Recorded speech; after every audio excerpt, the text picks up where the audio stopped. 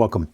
I always enjoy the videos when YouTubers talk about what's in my camera bag. It's an annual type of thing where they open up that camera bag and they show you all the lenses and cameras and various accessories that they have. Usually at the conclusion of that video, I'm clicking on links that'll take me to Amazon or B&H and buying all sorts of stuff that my entire life I was able to get along without, but now absolutely had to have. Well, recently I came across my first camera bag, which was still full of the equipment that I originally used and originally found absolutely necessary to do my photography work. Now, there's a little twist on it. This is a video of what's in my camera bag, 1978. Welcome, I'm Mark, and thanks for watching Mark Exploring New Stuff. What I'd like to do is show you what I was carrying back in 1978 to do photography. We have the camera bag, high quality, faux leather, over-the-shoulder bag. But it's what's in this where the magic really exists. Let me start by showing you the camera. This was the camera, the Canon AE-1. Now the Canon AE-1 was issued, I'm going to say in the mid-1970s. It was an incredibly successful camera, an automatic exposure. It had shutter priority built into it where you could set the aperture on automatic and the camera would determine the appropriate aperture given the speed that you wanted. Now, I know that doesn't seem revolutionary now, but believe me, in the mid-70s, that was groundbreaking. This is a 35mm film camera. It came with a 50mm 1.8 lens.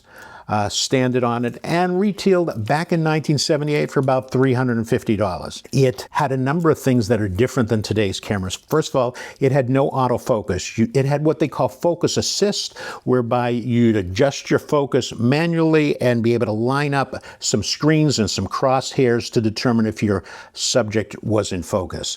This camera was a precursor to ISO. It had ASA. ASA and ISO are the same thing.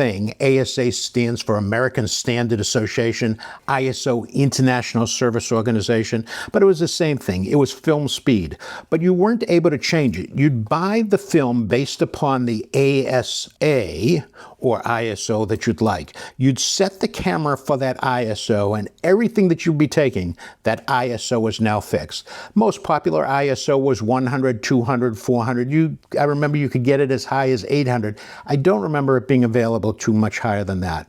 So your ISO was set. The only characteristics that you were able to adjust on this camera were aperture as well as speed. Now, to today's YouTubers, the first thing I'm going to tell you is no flippy screen. On the back of the camera, you just basically had a cutout where you drop in the film type that you had as a reminder so that you were aware of what you were shooting.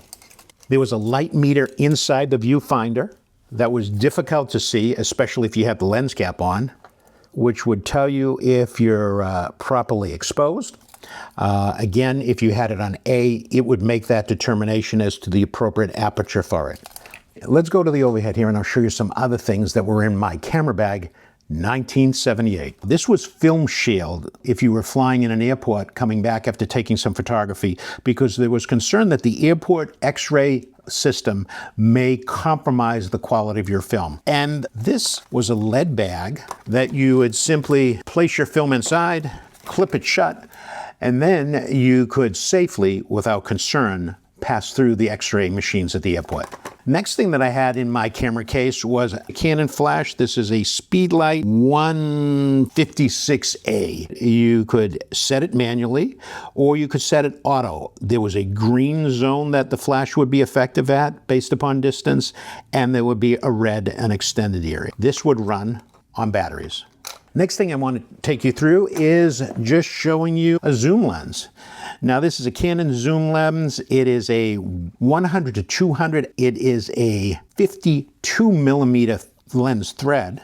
This was the case. I know it's had better times. It was faux leather. There weren't too many choices that you had as far as camera cases. Next thing in my camera bag, a remote shutter release. You would take your camera, you would thread this into the top of it, and then you would be able to slide this down. You'd be able to press this plunger and get that shot. We did have filters in 1978. This is a 55mm polarizing filter by Hoya. We had a skylight filter from a company called Pro. This is something that I think should still be around if it isn't. This is a lens hood, but a collapsible lens hood. After shooting your roll of film, you'd rewind it and you'd take the used roll of film, you put it in this container here, and then drop this off at a drugstore or other film developing center. No lens kit in 1970s would be worth its money if it didn't come with lens cleaning paper. And then a couple brochures about the state-of-the-art film that we were using back then. That's what was in my 1978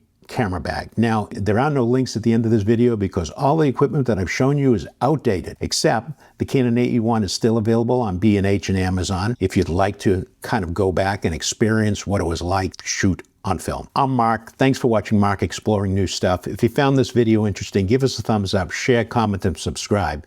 And by all means, have a great day.